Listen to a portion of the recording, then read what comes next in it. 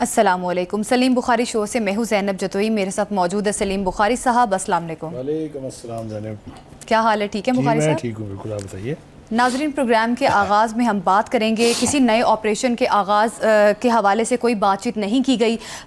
قومی سلامتی کمیٹی کے اجلاس کے حوالے سے طلال چودھری صاحب نے یہ کہا ہے کہ جو نیشنل ایکشن پلان اور عزم استحکام کو جاری رکھا جائے گا اور نئے منصوبے کے حوالے سے یا نئے آپریشنز کے حوالے سے جو شوشہ چھوڑا جا رہا ہے پی ٹی آئی کی جانب سے وہ بالکل غلط ہے. اور دوسری طرف عید کے بعد اپوزیشن اتحاد اے پی سی بلانے جا رہا ہے اور اس اقدام کو کس طرح سے دیکھا جاتا ہے آگے جا کے، کیا یہ ایک سنجیدہ اقدام ہے؟ اس پر پروگرام میں ہم بات کریں گے. پروگرام کے دوسرے حصے میں بات کریں گے یمن سے داغا جانے والا میزائل فضا میں روک دیا گیا ہے. اسرائیل کی جانب سے یہ موقف اختیار کیا گیا ہے، جبکہ 12 مارچ کو یمن کے حوثیوں نے خبردار کیا تھا اسرائیل کو کہ اگر اسرائیل باز نہیں آتا غزہ پر حملے کرنے کے حوالے سے تو پھر سخت ایکشن لیا جائے گا یمنی حوثیوں کی جانب سے، اور اس پر بھی پروگرام میں ہم بات کریں گے. پروگرام کے آخری حصے میں بات ہوگی عوام نے گھروں پر سولر لگوایا تو حکومت کو ناگوار گزرا. اب نیٹ میٹرنگ ختم کر دی گئی ہے اور میٹرنگ کی گراس میٹرنگ کی طرف جائے جا رہے ہیں. اس پر بھی ہم پروگرام میں بات کریں گے. بخاری صاحب، سب سے پہلے تو طلال چودھری صاحب نے ایک چیز کو واضح طور پہ بتایا ہے کہ نیشنل ایکشن پلان اور عزم استحکام کو جو ہے جاری رکھا جائے گا. ایک جو شوشہ چھوڑا جا رہا تھا کہ شاید کوئی نیا ملٹری آپریشن کرنے جا رہی ہے حکومت، تو ایسا کچھ نہیں ہے. پہلی بات تو یہ ہے کہ تحریک انصاف اس میں شامل ہی نہیں ہوئی. جو قومی سلامتی کمیٹی پارلیمنٹ کی تھی اس کے اجلاس میں. اب وہ اپنی اس حرکت کو چھپانے کے لیے بے تکی ہوائیاں چھوڑی جا رہی ہیں، جن میں علی امین گنڈا پور سب سے آگے ہیں. طلال چودھری صاحب نے کافی آج ان کی خبر لی ہے. ان کے جو پریسر ہے اس میں انہوں نے بہت ساری باتیں جو ہیں وہ ایک تو آپ نے تھوڑی سی بیان کر دی. کوئی نیا آپریشن نہیں ہے. نیشنل ایکشن پلان پر عمل کرنے کا، اس کو ری ایکٹیویٹ کرنے کا، اور جو عزم استحکام پاکستان کا ایک آپریشن آلریڈی ان دا آفنگ ہے اس کو اسٹرینتھن کرنے کا کہا ہے. تو پہلی بات تو یہ کہ یہ جو درفنتنی چھوڑی جا رہی ہے کہ کوئی نیا آپریشن نہیں ہونے دیں گے. بھائی آپ ہیں کون؟ Who are you to decide? جب ایک نیشنل لیول کے اوپر پارلیمنٹ کی چھت کے نیچے ایک فیصلہ ہو گیا تو آپ کیا ہیں؟ کیا پدی کا شور میں سمجھ نہیں آتی ہے. میں نہیں ہونے دوں گا. بھئی آپ ہوں گے تو نہیں ہونے دیں گے نا. مطلب کوئی طریقہ ہے یہ کہ بجائے اس کے کہ آپ مین سٹریم کے ساتھ چلیں، آپ نیشنل سیکورٹی جو ہے اس کا حصہ بنیں، آپ دشمنوں کے خلاف کھڑے ہوں، آپ نے ایک نئی پوزیشن لے لی ہے. اور اب تو جو کچھ انہوں نے بتایا ہے وہ میں اس کے اوپر بعد میں آؤں گا. وہ جو ان کے بارے میں پہلے ایلیگیشن لگائی جاتی تھی کہ یہ 40,000 یعنی دہشت گردوں کو لے کے آ کے انہوں نے اپنے علاقوں میں بسایا، اس کی تصدیق کیسے کی ہے خان علی امین گنڈا پور نے، وہ میں بعد میں بتاتا ہوں. لیکن پہلے تھوڑا طلال چودھری صاحب کا. دیکھیے انہوں نے کہا کہ نہ تو پالیسی بدلی ہے اور ان جیٹ بلیک دہشت گردوں کو پاکستان میں بسایا جاتا ہے جو دنیا بھر کے مطلوب تھے. اس طرح آج کے دن یہ حالات بھی پیدا نہ ہوتے اگر آپ نے ان کو لا کے نہ بسایا ہوتا، جس کا اعلان خود بانی پی ٹی آئی نے اپنی پریس کانفرنس میں کیا تھا کہ ہم 40,000 لوگ لے کے آ رہے ہیں، جن میں سے 8-9 ہزار کے قریب جنگجو بھی ہیں. آپ اندازہ کیجئے. ٹھیک ہے جی. اور نئے آپریشن کا شوشہ چھوڑا جا رہا ہے اس صورتحال کو کنفیوز کرنے کے لیے، کیونکہ جس چیز کا وہ حصہ نہیں ہوتے ہیں اس چیز کو وہ مانتے ہی نہیں ہیں.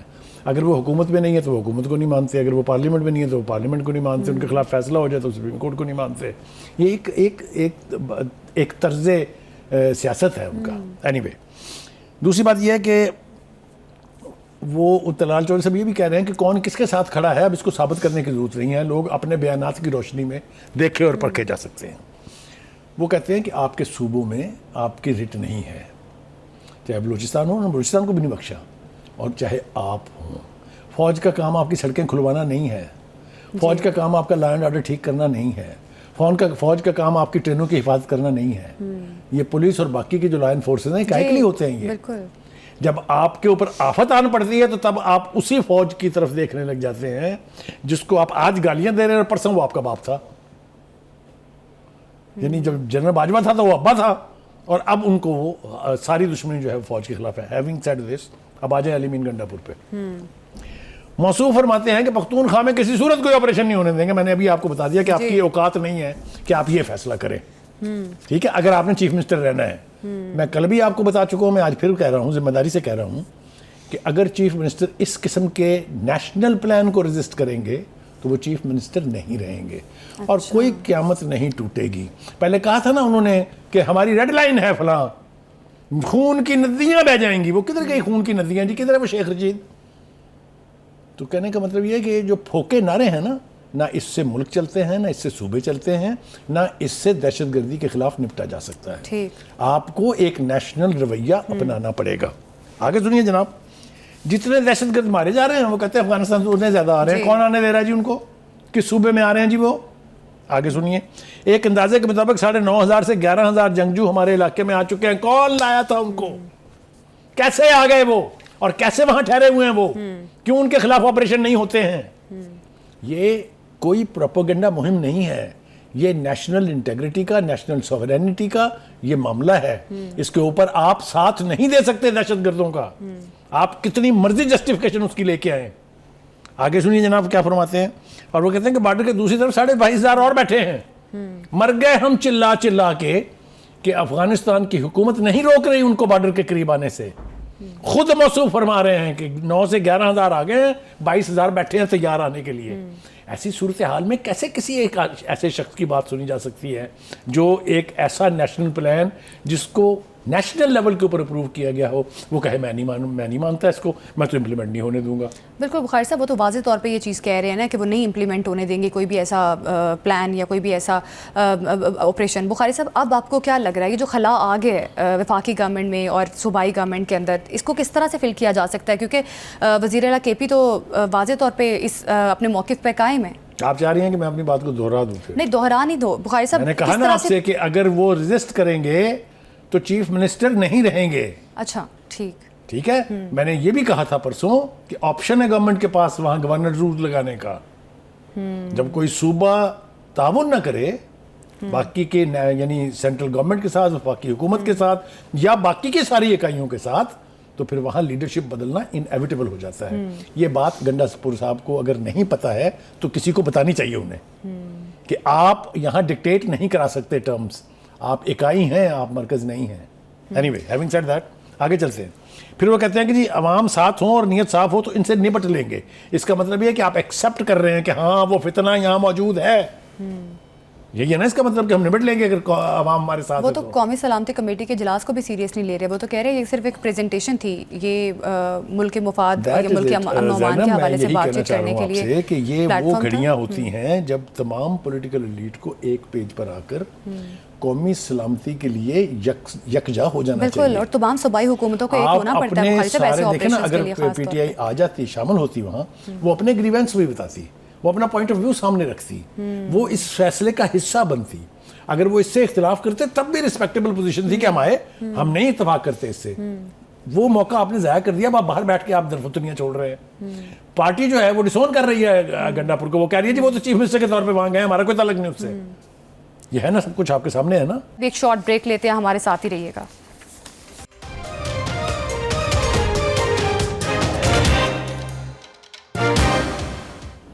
Welcome back. Rana Sanaullah صاحب نے کسی پروگرام میں کہا ہے کہ اگر ملکی مفاد کے حوالے سے اگر عمران خان کو پے رول پر لانا بھی پڑ گیا تو شاید لایا جا سکتا ہے. نہیں، مجھے یہ بتائیں کہ کون سا ملکی مفاد سرو ہوگا اس سے. جی بالکل، قومی سلامتی کا ایک موقع تھا نا کو حل کرنے کے لیے. آپ نے 14 رکنوں کے ارکان کے نام دیے، سوری، آپ نے یہ اعلان کیا کہ آپ شامل ہوں گے. رات کے 12 بجے آپ نے ایک خط لکھ دیا نیشنل اسمبلی کے اسپیکر کو، ہم تو نہیں آ رہے. یہ رویہ کیا ہے؟ اور ان کے آ جانے سے کون سا عذاب آسمان نیچے آ جائے گا؟ کچھ نہیں ہوگا. اور مجھے یہ بتائیں، کیا یہ سہولت کسی اور سیاسی قیدی کو بھی ماضی میں ملی تھی کہ آئیں آپ آ کے بیٹھ کے نیشنل لیول کے فیصلے کریں؟ تو مطلب کہنے کا یہ ہے کہ یہ ایسی خواہشیں کرنا جس کی امپلیمنٹیشن ممکن نہ ہو، بہرحال ان کی مرضی ہے. اب آ جائیں جناب، عید کے بعد انہوں نے کیا کرنا ہے. انہوں نے جناب اے پی سی بلا لی ہے عید کے بعد اور منتیں کر رہے ہیں وہ جماعت اسلامی کی کہ آپ اس میں ضرور آئیں. ٹھیک ہے.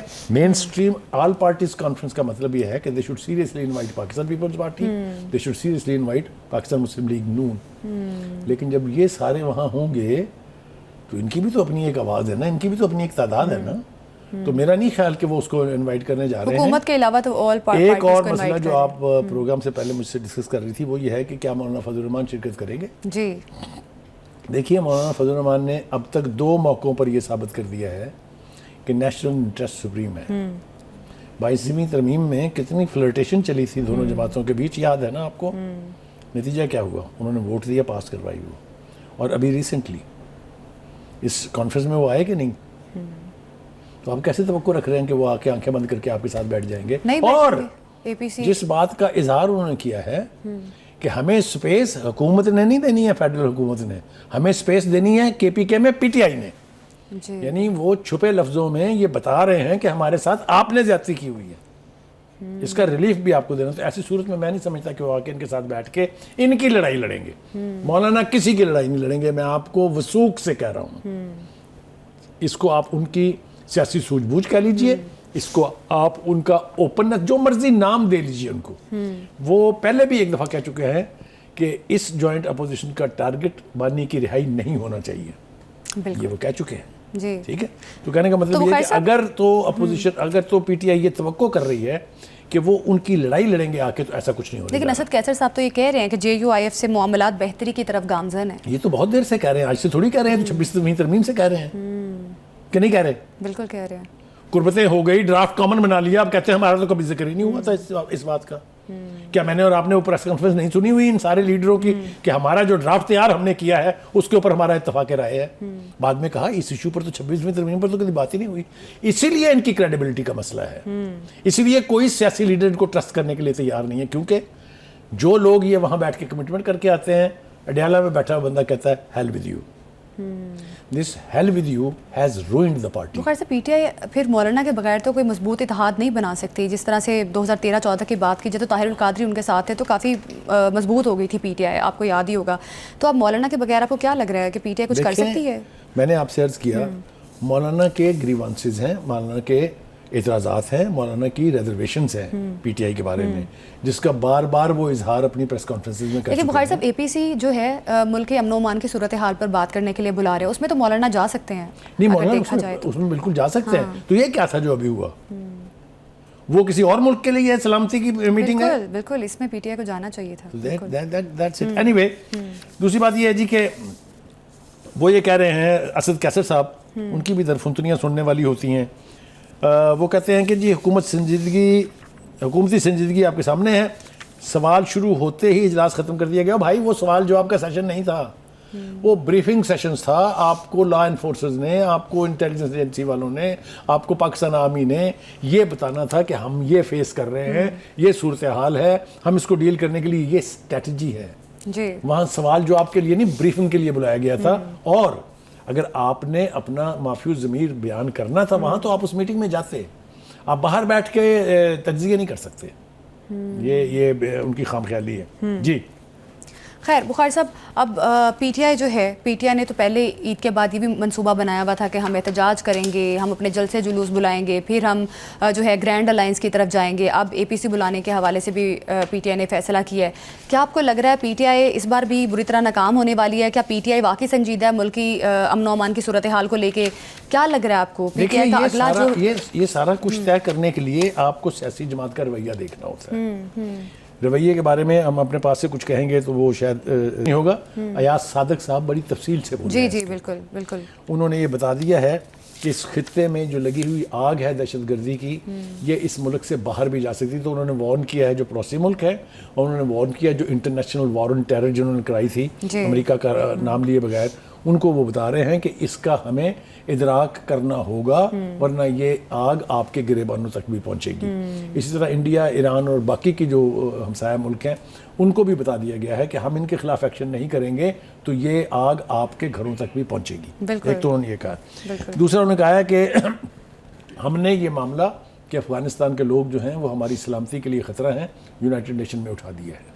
منیر اکرم کی 2 تقریریں ہیں اوپر نیچے، اور میں سمجھتا ہوں کہ جتنی ویل ورڈڈ تھی، پوری دنیا کی کمیونٹی کے نمائندے وہاں بیٹھے ہوئے تھے، انہوں نے ان کو بڑے غور سے سنا ہے۔ انہوں نے بھی یہی بات باور کرانے کی کوشش کی ہے کہ اگر ہمارا گھر جلے گا تو گھر آپ کے بھی نہیں بچیں گے، اس لیے ہمیں تو اپنا گھر بچانا ہے، no matter what cost we have to pay. ٹھیک ہو گیا جی؟ اچھا جی، دوسری بات یہ ہے کہ وہ یہ کہتے ہیں کہ ہم نے ایک طویل عرصے سے 4.6 ملین افغان ریفیوجیز کا جو ہے بوجھ اٹھایا ہوا ہے۔ بس بھائی ہماری بس ہو گئی ہے، ہمارے ملک کی اکانومی سنبھل کر رہی ہے، ہم تو اپنے لوگوں کا خیال نہیں رکھ پا رہے ہیں، تو یہ اتنی بڑی تعداد میں لوگوں کی مہمانداری کب تک چلے گی؟ میرے خیال سے اس کے اوپر بھی کوئی نہ کوئی حتمی فیصلہ جو ہے وہ ہونے والا ہے۔ ہمارے جناب بیسٹر گوہر صاحب جو ہیں وہ بھی کوئی موقع ضائع نہیں کرتے ہیں، انہوں نے کہا جی کہ پارلیمانی سیکورٹی اجلاس میں شرکت نہ کرنے کا فیصلہ جماعت کا متفقہ تھا. بالکل جھوٹ بول رہے ہیں, ڈٹائی سے جھوٹ بول رہے ہیں. انہوں نے 13 بندوں کی لسٹ دی تھی, 14 بندوں کی, تو اس وقت تو پارٹی کا فیصلہ کہیں نہیں. یہ آپ پارٹی نہیں ہے, آپ چیئرمین نہیں ہیں, وہ 14 بندے آپ کی پارٹی کے نہیں ہیں, تو کیسے فیصلہ تھا وہ؟ تو ایک بندے نے بیٹھ کے کہا نو, چھٹی. تو یہ لوگوں کو اب بیوقوف بنانا جو ہے چھوڑ دینا چاہیے. دوسری بات یہ ہے کہ بالکل بخاری صاحب یقینی طور پہ ملک میں دہشت گردی کو ختم کرنے کے لیے اور امن و امان کی صورتحال کو قائم کرنے کے لیے فوج اور گورنمنٹ جو ہے وہ کافی سنجیدہ نظر آ رہی ہے. قومی سلامتی کمیٹی کے اجلاس میں بڑے فیصلے ہوئے اور یہی کہا گیا کہ نیشنل ایکشن پلان اور عزم استحکام کو جو ہے وہ چلایا جائے گا اور اب کوئی نیا آپریشن تو نہیں کیا جائے گا. اب ایک شارٹ بریک لیتے ہیں, ہمارے ساتھ ہی رہیے گا.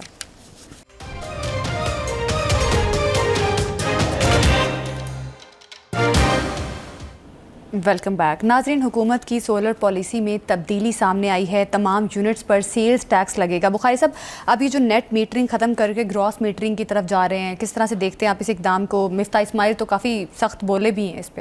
اٹ از این اوپن لوٹ. بالکل, یہ تو یعنی پہلے اکسایا گیا لوگوں کو کہ آپ سولر لگوائیں.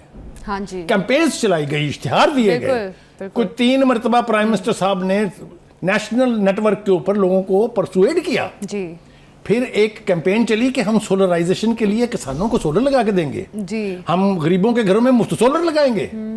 اور جب انہوں نے لگا لیے اور میرے جیسے انہوں نے لگا لیے, تو اب جو ہو رہی ہے اس کا تو کوئی جواز ہی نہیں ہے. آپ اندازہ کریں کہ وہ جو ان آئی پی پیز والے اور آر پی پیز والے ان سے 70 روپے پر یونٹ خریدیں گے, جی, اور جو سولر والے ہیں ان سے 10 روپے لیں گے. کوئی تک ہے؟ کوئی لوٹ کی بھی کوئی حد ہونی چاہیے. یہ میں سمجھتا ہوں کہ یہ ڈاکہ مارا جا رہا ہے عوام کے حقوق پر, عوام کے پیسے پر, اور اس فیڈرل گورنمنٹ اور اس کے وہ وزیر شامل ہیں جو اس طرح کی درفنتریاں چھوڑتے ہیں. یہ تباہی ہے اس پوری سولر انڈسٹری کی, جنہوں نے بے پناہ انویسٹمنٹ کر کے باہر سے سولر پلانٹ منگائے ہوئے ہیں, باہر سے پلیٹیں منگائی ہوئی ہیں.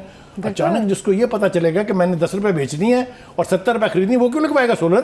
بالکل بالکل یقینی. اور اگر وہ لگوائے گا تو پھر واپڈا کا بیڑا غرق ہوگا, کیونکہ وہ 7 بیٹریاں لگائیں گے, وہ زیرو کر دیں گے واپڈا کے اوپر انحصار. پھر یہ بجلی کس بیچیں گے؟ مطلب کوئی تک اور کوئی طریقہ ہونا چاہیے نا لوٹ مار کا بھی. لوٹ مار تو سبھی کرتے ہیں, لیکن آپ یہ دیکھیے, یہ ابھی انٹرنیشنل پرائسز جو ہیں پیٹرولیم کی کم ہو گئی. یہ واحد گورنمنٹ ہے جس نے فیصلہ کیا کہ ہم نے قیمتیں کم نہیں کرنی پیٹرول کی. کیوں بھائی؟ یعنی جب بڑھے تو ہمیں سزا ہے کہ ہم وہ دیں, جب کم ہو تو ہمارا حق نہیں ہے کہ وہ ہمیں ملے.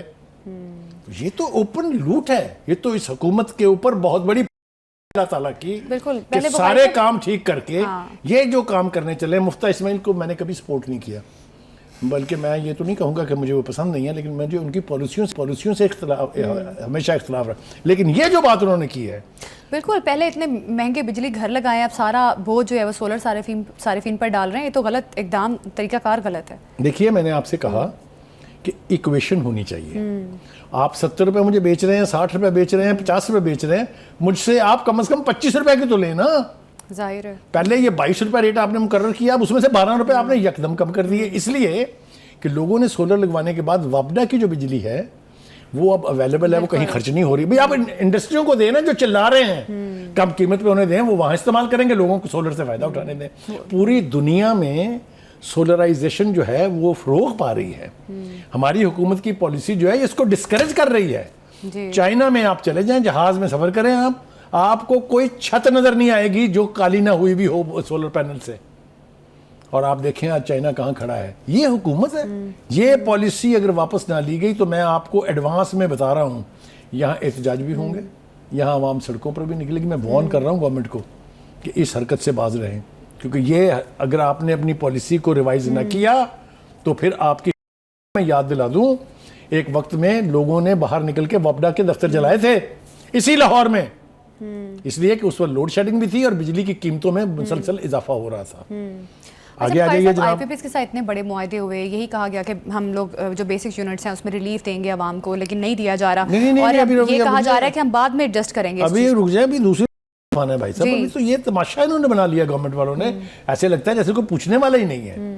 کتنا بڑا سکینڈل بنایا تھا انہوں نے جب جہانگیر ترین کا چینی اور آٹے کا سکینڈل ہوا تھا, یاد ہے آپ کو؟ بالکل یاد ہے, بالکل یاد. کس قسم کی چیخو پکار تھی, کس قسم کی تنقیدیں ہو رہی تھی عمران خان کے اوپر, اس کے پالیسی سازوں کے اوپر, اس کے منسٹروں کے اوپر. یہ خود کیا کر رہے ہیں, یہ چینی کے معاملے میں انہوں نے ایگزیکٹلی وہ نہیں, اس سے بدتر کیا ہے.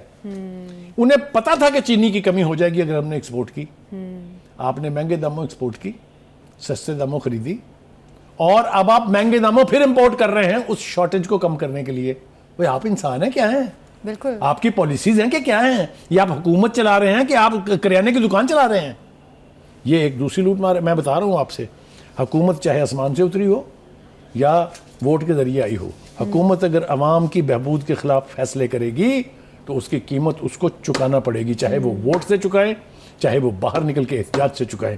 یہ نہیں ہو سکتا کہ لوگ خاموشی سے سب کچھ برداشت کریں. بالکل بخاری صاحب, وہی والی بات جو پہلے بھی میں کر رہی تھی کہ آئی پی پی کے ساتھ اتنے معاہدے کیے انہوں نے کہ ہم لوگ بیسک یونٹس میں ریلیف دیں گے عوام کو, اور ایون شہباز شریف صاحب یہ بھی کہتے رہے کہ ہم بجلی کو سستا کرنے والے ہیں. لیکن اب سولر صارفین جنہوں نے سولر لگوا لی ہیں, آپ نے کافی زیادہ اس پہ بات بھی کی ہے, تو بیسک یونٹس میں ایڈجسٹ کب کریں گے؟ کہا یہی جا رہا ہے کہ ہم بعد میں ان یونٹس میں آپ ایک ان بات یونٹس کو سمجھ ایڈجسٹ کریں گے. لیں, ایک آخری بات مجھے کہنے دیجئے. ایک تو یہ ہے کہ یہ جو آئی پی پیز کی لوٹ ہے اس میں حکومت سب سے بڑی سٹیک ہولڈر ہے, اس لیے کہ 120 کے قریب ان آئی پی پیز میں 80 تو گورنمنٹ کی ہیں جی, تو سب سے بڑا گورنمنٹ خود ہے, اسی لیے ان کو پروٹیکٹ کر رہی ہے, اسی لیے ان کے انٹرسٹ کو واچ کر رہی ہے. صنعت کاروں کو تو دی جا رہی ہے سستی بجلی. دیکھیے صنعت کاروں کو دے کے صنعت چلے گی, لیکن اس کا یہ مطلب نہیں ہے کہ ان کو سستی دینے کے لیے آپ عوام کا گلا گھونٹ دیں. حکومت کو ایسے میں کیا کرنا چاہیے جہاں پر آٹا چینی والا سکینڈل سامنے ہے, بجلی والے معاملات اور پھر سولر والے معاملات؟ جی, حکومت کو ہوش کے ناخن لینے چاہیے, اینٹی پیپل پالیسیز ترک کرنی چاہیے, ان کو ریلیف دینا چاہیے, ورنہ ان کی بھی داستان تک نہ ہوگی داستانوں میں.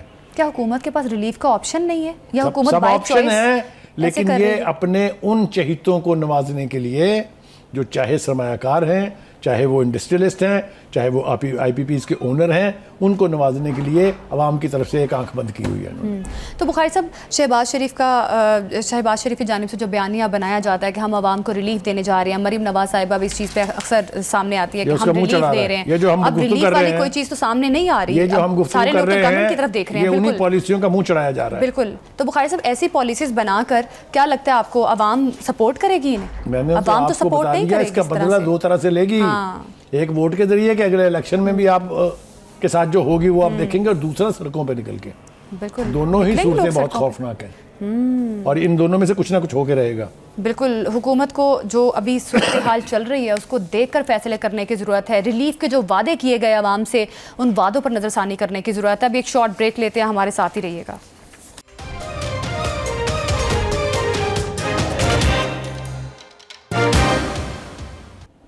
Welcome back. یمن نے اسرائیل کو خبردار کیا تھا کہ غزہ میں جارحیت پھیلانے سے خود کو روکے, لیکن اسرائیل کی جانب سے غزہ میں جو حالات پیدا کیے جا رہے ہیں, جو منظرنامہ بن رہا ہے, وہ نہایت خطرناک ہے. بخاری صاحب, جس طرح سے یمن نے اب میزائل داغے ہیں اسرائیل میں, اسرائیل تو ویسے کہہ رہا ہے کہ ہم نے میزائل کو فضا میں ہی روک دیا تھا اور وہ کامیاب نہیں ہو سکے کہ کوئی بڑے لیول پہ کوئی تباہی ہو.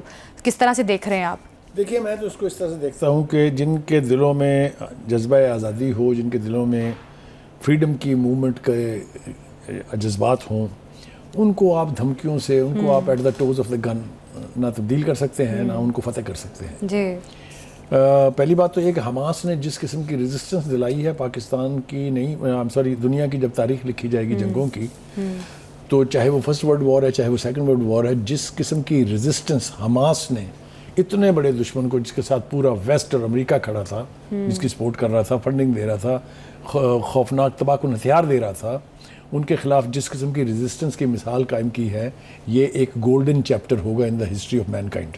ایک تو یہ یاد رکھیں. دوسری بات یہ ہے کہ وہ تو چلیے ان کی تو اپنی سرزمین تھی, انہوں نے تو اپنے مادر وطن کے لیے یہ قربانی دی ہے, لیکن حوثیز جی, جو یمن اتنا تھا ٹائنی ملک ہے, بالکل, وہ ان کی کاز کی خاطر کھڑا ہے. اور اور اس نے جو ناک چنے چبوائے ہیں, بالکل, چاہے وہ اسرائیل ہے, چاہے وہ امریکہ کے ایئر طیارہ بردار جو بحری جہاز ہیں, ان کا وہ علاقہ چھوڑنا پڑا حفاظت تحفظ کی خاطر اپنے, اور وہاں سے اسرائیلی جو تجارتی جہاز ہیں یا جو اسلحہ لے کے جا رہے ہیں, ان کو سسپینڈ کرنی پڑی اپنا وہ روٹ جو ہے. بالکل یہ ریزسٹنس جو ہے اس کی بھی مثال آپ کو کہیں نہیں ملے گی. بالکل بخاری صاحب, ایک طرف امریکہ ایریل بامبنگ کر رہا ہے جو حوثیوں کے زیر کنٹرول علاقے ہیں یمن کے, اور دوسری طرف حوثیوں نے یہ جو اسرائیل پر اٹیک کیا ہے یہ یقینی طور پہ کتنی قتل و غارت حماس کی ہوئی ہے اور فلسطینیوں کی ہوئی ہے غزہ میں. کسی ایک شخص کو آپ نے کبھی شکایت کرتے سنا کہ اس نے کہا ہو کہ دیکھو حماس نے ہماری تباہی کروا دی؟ پوری قوم ایک پیج پر ہے کہ اسرائیل کی حاکمیت برداشت نہیں کرنی ہے. یہی حال حوثیوں کا بھی ہے. اب اس کا ملبہ ڈالنے کی کوشش کرتے ہیں مسٹر ٹرمپ آن ایران. دھمکی بھی دی انہوں نے کہ اس کا ذمہ دار ایران ہوگا. تو 3 دن سے بمباری کر رہے ہیں, وہ میزائل پھینک رہے ہیں, ڈرون مار رہے ہیں. کیا کر لیا آپ نے؟ کیونکہ ایران کی طرف سے جس عزم کا اظہار کیا گیا ہے وہ یہ ہے کہ اگر ہمارے خلاف ایکشن ہوا تو دنیا بھر میں ہم امریکہ کے جو انٹرسٹ ہیں ان کو ٹارگٹ کریں گے. یہ بھی بہت بڑی دھمکی ہے, چھوٹی دھمکی نہیں ہے. اور اس کے نتیجے میں ابھی تک امریکہ نے ان کے خلاف کوئی ایکشن نہیں لیا ہے. دیکھیے گزارش یہ ہے بخاری صاحب, جس طرح سے حوثی کر رہے ہیں بالکل نڈر ہو کر حملے بھی کر رہے ہیں اسرائیل پر, اور دوسری طرف امریکہ بھی کر رہا ہے حملے, کیا ایسا تاثر لیا جا سکتا ہے کہ شاید یمن کا بھی وہی حال ہوگا جو آج غزہ کا ہے؟ دیکھیے قربانیاں تو دینی پڑتی ہیں آزادی کی خاطر, قربانیاں تو دینی پڑتی ہیں دوستوں سے نباہ کی خاطر. تو قربانیاں دینے کا جذبہ اگر زندہ ہے تو پھر اس کو روکا نہیں جا سکتا. اس کو بمبوں سے, اس کو میزائلوں سے نہیں روک سکتے آپ. میرا خیال یہ ہے کہ جس قسم کے عزم کا اظہار یمنی حوثیوں نے اب تک کیا ہے, مجھے نہیں لگتا کہ وہ اس سے پیچھے ہٹیں گے. ہاں, یہ امکان موجود ہے کہ اگر امریکہ باز نہیں آتا ہے تو یہ لڑائی پھیل سکتی ہے. اچھا, اس میں ایران ول سکڈ ان. لیکن پھر یہ میں آپ کو بتا دوں کہ نہ ہی تو کوئی اسرائیلی چانسز ہوئے گا اور نہ ہی امریکہ شریف چانسز ہوئیں گے, کیونکہ یہ کانفلکٹ پھر بڑھے گا. ہم اس وقت جو بات اہم ہے وہ یہ ہے کہ بھائی ہم عالمی طاقتوں سے پوچھتے ہیں, ہم دنیا کی باقی سپر پاور سے پوچھتے ہیں کتنے کے انسانی خونوں کی بلی چڑھائی جائے گی, کتنے کی تباہی اور کرائی جائے گی جب آپ بولیں گے. یہ وقت ہے ان کو مداخلت کرنے کا, یہ وقت ہے ان کا امریکہ اور اسرائیل کو اس وحشی پن سے روکنے کا. لیکن اس سے پہلے ذمہ داری جو ہے وہ ہماری مسلم امہ کی قیادت پر ہے. مغر صاحب, ایران کب تک آپ کو لگتا ہے کس طرح سے سٹینڈ کر سکتا ہے؟ ڈونلڈ ٹرمپ صاحب کی دھمکیاں آپ کو پتہ ہی ہے, سب کے سامنے ہی ہیں. کیا لگتا ہے اسرائیل نے تو پہلے ہی ایران کو دبایا ہوا ہے, تو کیا لگتا ہے ایران کب تک سٹینڈ کرے گا؟ دیکھیے میں آپ کو اس کی مثال دے دیتا ہوں. آپ کو دیکھیں نا, ہمیں تاریخ سے سبق لینا چاہیے. گلف وار آپ کو یاد ہے 10 سال تک جاری رہی, جب پوری دنیا عراق کے ذریعے ایران سے لڑ رہی تھی. کوئی فرق پڑا؟ آپ وہاں کے جا کے قبرستان دیکھیں, شہیدوں کی کتنی بڑی تعداد ہے. بہشت زہرا ایک قبرستان ہے ایران سے, ایران کے مضافاتی علاقوں میں. وہاں جا کے دیکھیں تصویریں لگی ہوئی ہیں ساتھ ان شہیدوں کی جنہوں نے اپنی جانوں کے نذرانے دیے, بج نہیں کیا. اس کے بعد آپ نے دیکھا اسرائیل کے ساتھ جو کانفلکٹ چل رہا ہے. اس کے بعد آپ نے دیکھا امریکہ کے ساتھ جو لڑائی رہی جاری, جب ان کی ایمبیسی کا گھراؤ ہوا تھا. انہوں نے گیو ان نہیں کیا. میں آپ کو یہ بتا رہا ہوں کہ جس قسم کی لیڈرشپ وہاں ہے, جس طرح کی ان کی فالوئنگ ہے, جس طرح کی پاسداران جو ہیں وہ ایک ڈیڈیکیٹڈ فورس ہے, جس طرح کی بسیج ایک اور فورس ہے ایران کی. دیکھیں ایران میں 7 سیکورٹی ٹیئرز ہیں جو آج تک امریکہ کیا پوری دنیا کراس نہیں کر سکی. ایک آدھے میں کیا, کچھ ہنگامے ہوئے, کچھ مظاہرے ہوئے, لیکن آج تک بریک نہیں کر سکا کوئی ایران کو. اس لیے Iran is not an easy پرے. ایران کے اپنے ڈیفنسز اس نے سیلف ریلائنس کے اوپر تخلیق کیے ہوئے ہیں, اور اگر مجبور کیا گیا ان کو, یہ میں بتا رہا ہوں کہ انہوں نے جب خامنہ ای صاحب نے یہ کہا کہ ہم ڈکٹیشن نہیں لیں گے امریکہ کی, تو اس جواب میں جو چھپی ہوئی بات تھی کہ اگر ہمیں پھر ایٹم بم بنانا پڑا تو پھر ہم بنا بھی لیں گے. ابھی ہمارا کوئی ارادہ نہیں ہے, نہ ہم نے بنایا ہے, لیکن we are very close to it. مطلب فیصلہ کرنے کی دیر ہے, بم بن جائے گا, پھر کیا ہوگا. تو کہنے کا مطلب یہ ہے کہ اگر ہمارا گھر جلے گا تو آپ کے گھر بھی قائم نہیں رہیں گے. میرے خیال سے اس سے سبق لینا تو شاید امریکہ کی اس میں شریانوں میں نہیں ہے, لیکن بخاری صاحب اس وقت سب سے زیادہ اگر دیکھا جائے سینٹر آف اٹینشن غزہ ہے. غزہ میں جس طرح سے اسرائیل حملے کر رہا ہے, اور اب ایون انہوں نے اپنی فوج جو ہے غزہ میں سیکورٹی حصار کو مزید وسعت بھی دے دی, واپس بھیج دی فوج نے, جو نکلی تھی وہاں سے وہ واپس آ گئی ہے ان علاقوں سے. وہاں پہ جو منظرنامہ بن رہا ہے وہ نہایت خطرناک ہے. ایبسلیوٹلی, میں نے کہا نا کہ قوموں کی زندگی میں ایسے لمحے آتے ہیں, اور دیکھنا یہ ہے کہ کیا وہ اس پریشر کے تحت بج کر گئے ہیں, جھک گئے ہیں, مان گئے ہیں ان کی بات؟ ابھی تک تو ایسا نہیں ہوا ہے. تمام تر قوت کے ساتھ اسرائیل نے اور امریکہ نے اور پورے ویسٹ یورپ نے کوشش کی نا غزہ کو ختم کرنے کی, حماس کو ختم کرنے کی, حزب اللہ کو ختم کرنے کی. ہوئے وہ بالکل غزہ اور حماس کو ختم نہیں کیا جا سکتا. اسرائیل کو بھی یہ سمجھنے کی کوشش کرنی چاہیے. پروگرام سے ابھی دیجیے ہمیں اجازت. اللہ حافظ.